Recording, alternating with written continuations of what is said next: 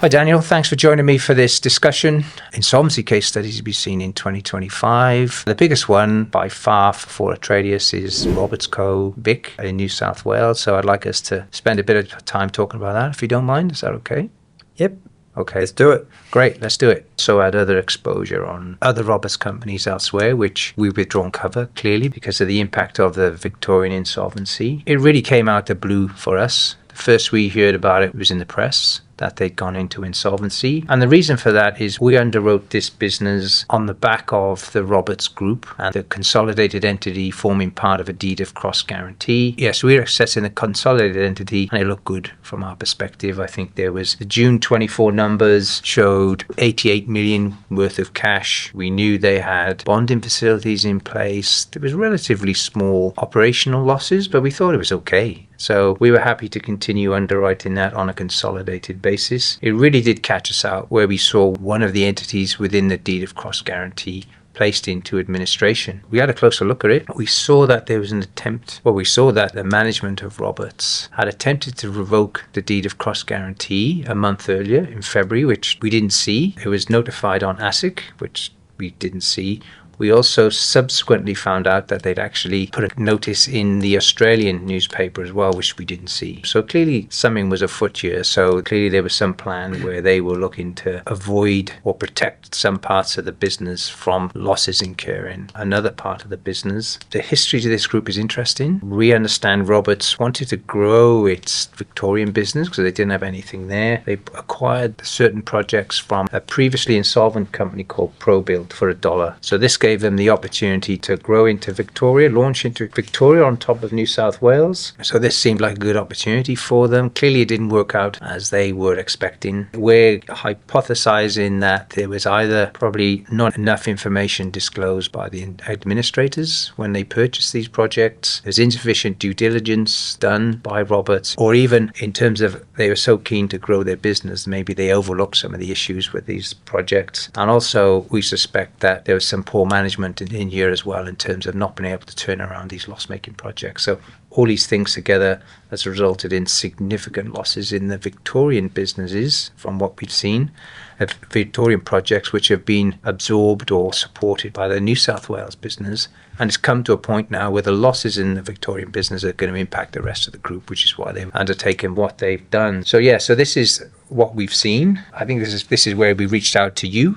So I'd be interested to hear what your take of the situation was when we approached you to have a look. Yeah, so when the company went into administration and David's first concerns were with that they'd lodged a document with ASIC which purported to revoke all the cross-company guarantees between the entity that had gone into administration and all the other 8 or 9 entities that were going to guarantee its debts. And as David said, those other entities, from what they understood, at least one or some of them, had significant value based on the books that they've seen. And this revocation they'd put in was purporting to revoke not only the guarantees but any existing debt under those guarantees, which is quite unusual. You don't see that often. People being able to do that, guarantors being able to do that. And so we had a look at the original cross-guarantee document and this revocation. And under the agreement, they certainly had the ability to revoke guarantees in certain circumstances. But the critical thing is that if the company goes into liquidation, as distinct from administration, that is, the creditors vote for it to go into liquidation at one of the meetings of creditors within 6 months, then of the purported revocation, then it can't be revoked. So it's really important for the creditors, including Atradius' Insurers, that if there's going to be any hope of a recovery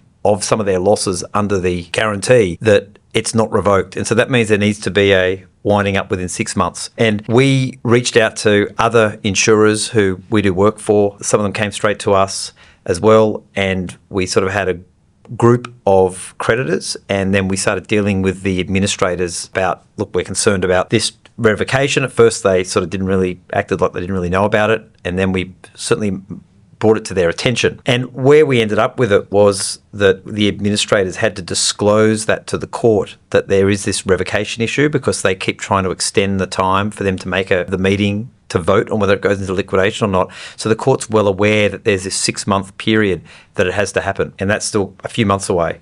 But it's been working together with Atradius to try, and David did very well in identifying this revocation document, because if it was never identified, things could just keep trickling along in the administration, and it goes over 6 months and then the guarantee's gone. So we've made sure it's front and centre before the court, them trying to extend their meetings any longer. The court's well aware that there will be creditors potentially significantly prejudiced. The other thing about if creditors will be significantly prejudiced if the deed's able to be revoked, that is, there's no liquidation within 6 months. And this goes back to some of these larger insolvencies. They're getting more organised in advance and sophisticated.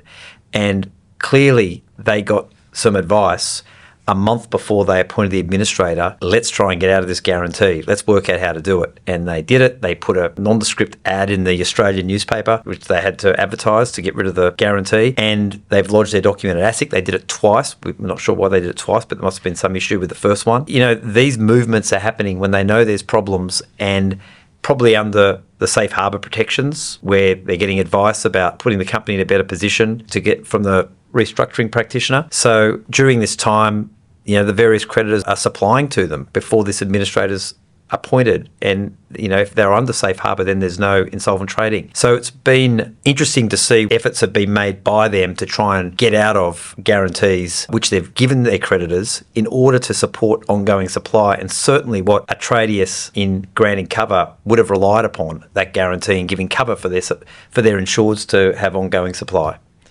Yeah, that's absolutely right, because when we assess a company subject to a deed of cross guarantee, we expect that to be in place. We review the consolidated group, as we did here. So we find it pretty disappointing that we've assessed this company as a consolidated entity with the combined assets, and then it appears that there could be attempts to try and avoid those liabilities under the deed of cross guarantee. That leaves a bit of a sour taste. What we don't know, of course, is whether there's going to be a deed of company arrangement, which will come through. We're actually expecting it, so I'd be interested to see what that is. But I'm thinking in terms of the Roberts' behaviour around the deed of cross guarantee from the outset, the revocation, the fact that they've now sold the Roberts New South Wales business, which is the jewel in the crown, we understand, to Arada.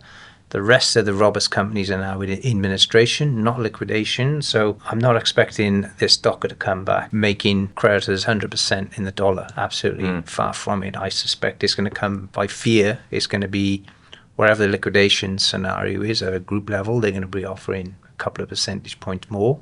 And that's going to be the basis of the recommendation from the administrators to accept the deed of company arrangement. So it's all a little bit disappointing from an owner perspective, with Andrew Roberts being the owner of the Roberts Group.